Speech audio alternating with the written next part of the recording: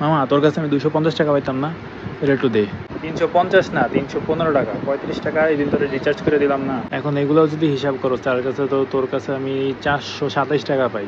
Sorry sorry sorry, হ্যাঁ 315 না, 350 টাকা, হ্যাঁ 350 টাকা। আচ্ছা টাকাটা দে আমারে। আচ্ছা তোর কাছে যে আমি 282 টাকা পাই ওইটা দে আমারে। হ্যাঁ কালকে যে খাইতে গেলাম বিল আমি দিছি না, 282 টাকা কাটাকাটি। হ্যাঁ 282 টাকা কেমনে কাটে? তোরা পিৎজা খাইছিস 2 স্লাইস, আমি খাইছি 1 স্লাইস, আমার তাইলে ভাগে 141 টাকা হয়। পিৎজা 1 স্লাইস খাইছিস তো কি হয়েছে? কোক তো 2টা খাইছিস তো।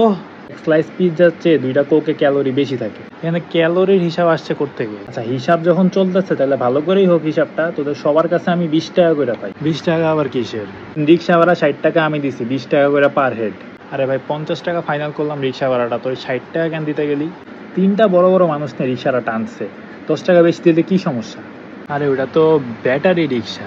আচ্ছা ব্যাটারি থেকে মনে হইলো তুই যে সেদিন মুভি দেখতে যাওয়ার জন্য 1200 টাকা নিছস, ওইটা কে দিবে? ওইটা দে। ব্যাটারি থেকে এটা কেমনে মনে হইলো? আরে ভাই এখানে ব্যাটারি কথা হইতেছে না, টাকার কথা হইতেছে। আচ্ছা তুই কত পাবি? 350 টাকা পাই। আর তুই কত দিবি? 280।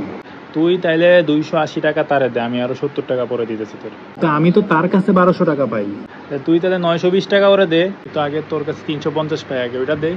আচ্ছা তাইলে আমি যে 280 টাকা পাই ওইটা আগে দে আমারে। আমি ওর কাছ থেকে 1200 টাকা না নিলে তোরে 280 টাকা কেমনে দিব বলতো? এগুলো আমি জানি না ভাই, আমার টাকা এখনই লাগবে, আমার টাকা আমারে দে। তুই টাকা দে রে ভাই, তোর টাকার জন্য সব সমস্যা হইতেছে। কিরে ভাই আমি তো টাকা নিতে আসলাম ভাই, আমি তো এখন এখন বলে আমার টাকা দেওয়া লাগবে? কিরে না ভাই আমার এখনই টাকা লাগবে, তুই আগে টাকা দে, তুই মানুষের টাকা নিয়ে বসে আছিস আবার বেশি কথা কস, টাকা দে।